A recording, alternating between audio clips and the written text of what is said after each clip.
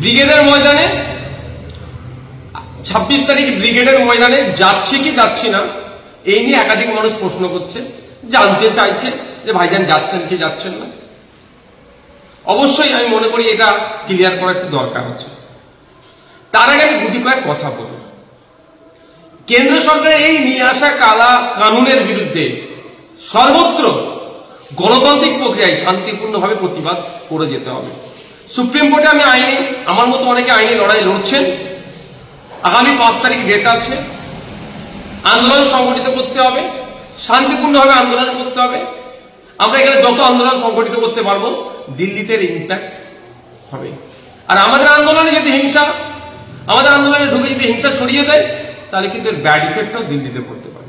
সুতরাং আমরা যারা আন্দোলন যেখানে যেমন ভাবে করছি আমাদের আন্দোলনটা যেন গঠনমূলক হয়, শান্তিপূর্ণ হয়, ধর্মনিরপেক্ষ হয়, গণতান্ত্রিক প্রক্রিয়াতে হয়। আমাদের আন্দোলনে ঢুকে কেউ যদি হিংসা ছড়াতে যায় সেগুলোকে আমাদেরকে আটকাতে হবে। ভাঙড়ে আমাদের আন্দোলনে হিংসা ছড়ানোর চেষ্টা হয়েছে, হিংসা ছড়িয়েছে। জঙ্গিপুরে সেখানে পুলিশ অতি সক্রিয় হিংসা ছড়িয়েছে। আপনার বিভিন্ন জায়গাতে আমরা দেখছি এটা হচ্ছে, অনেক জায়গায় খবর আসছে পুলিশ আটকাচ্ছে, মিটিং মিছিল করতে দেবে না, এইগুলো হচ্ছে। এগুলোকেও আটকাতে হবে, শান্তিপূর্ণভাবে গণতান্ত্রিক প্রক্রিয়া আন্দোলন করতে হবে। এখন আমার পক্ষে আমি যে উত্তরটা দিচ্ছি, ব্যাপারটা হচ্ছে অনেক সময় নিজেকে আগুনে পুড়াতে হয় সমাজকে আলোকিত করার জন্য, অনেক সময় নিজেকে একটু গুটিয়ে নিতে হয় বৃহত্তর স্বার্থের জন্য।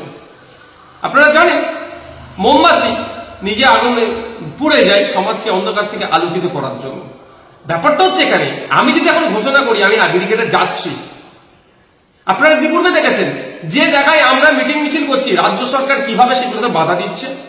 ভাঙড়ে দেখুন হাজার হাজার ছেলের নামে আমাদেরকে মিথ্যা মামলা দিয়ে দিয়েছে, আমার নামে মামলা দিয়েছে। আমি আমারটা নিয়ে ভাবি না, আমি গরিব ছেলেগুলোর কথা ভাবি সবসময়। তো সুতরাং আমি যেখানে যদি ঘোষণা দিয়ে দিই তাহলে এই প্রোগ্রামের পারমিশন নিয়ে অনেক সমস্যা হবে, এটা আপনাদের বুঝতে হবে। বড় ভাইজানের প্রসঙ্গে আসি। বড় ভাইজান যে ক্ষোভের কথাটা বলেছেন, একজন দায়িত্বশীল লিডার হিসাবে তার কর্মী অপরাধীদের উপর অত্যাচার হচ্ছে, যে প্রসঙ্গতে তিনি আমাদের মিটিং মিছিল হচ্ছিল সেটা তো সবাই করছে, সেইভাবে রেড়ে করে উঠে সরকারকে প্রশ্ন করেনি, সেটা তিনি ক্ষোভের কথা বলেছেন। আর তার বক্তব্যতে তিনি একবারের জন্য বলেননি, অন্য কাউকে নিরুৎসাহী করেনি যে আপনি যাবেন না। তো আমি আবার ফিরে আসি, আমার বলার বক্তব্য এটাই। আমি যদি এই মুহূর্তে ঘোষণা করি যে আমি 26 তারিখে ব্রিগেডে যাচ্ছি, তাহলে আমি আমার যতটুকু রাজনৈতিক জ্ঞান আছে সে জায়গা থেকে বলছি রাজ্য সরকার হেনতানো প্রকারে চেষ্টা করবে এই পারমিশনকে বাতিল করানোর জন্য। সেই জন্য একটু গুটিয়ে রেখেছি নিজেকে। অনেক প্রশ্ন আমার ভাইরা করছেন, উত্তর দেওয়ার প্রয়োজন বোধ করছি বলে বলছি। শুধু একটা গল্প বলে আজকে আমার ভিডিওটি শেষ করব। গল্পটি এটাই, বাচ্চাবেলায় পড়েছিলাম আমি, এক রাজার দরবারে, এক বাদশার দরবারে দুটো মহিলা এসেছিলেন একটি শিশুর প্রকৃত মাকে সেই মর্মে বিচার জানাতে। রাজা বা বাদশাহ দুজনের কথা শোনার পরে দুজনের কেউ যখনই মানছিলেন না সত্যটা কি আছে, তখন তিনি নির্দেশ দিলেন তাহলে বাচ্চাটিকে দুটুকরা করা হোক, করে দুটো মা যেহেতু দাবি করছে দুজনকে অর্ধেক অর্ধেক দিয়ে দেওয়া হোক।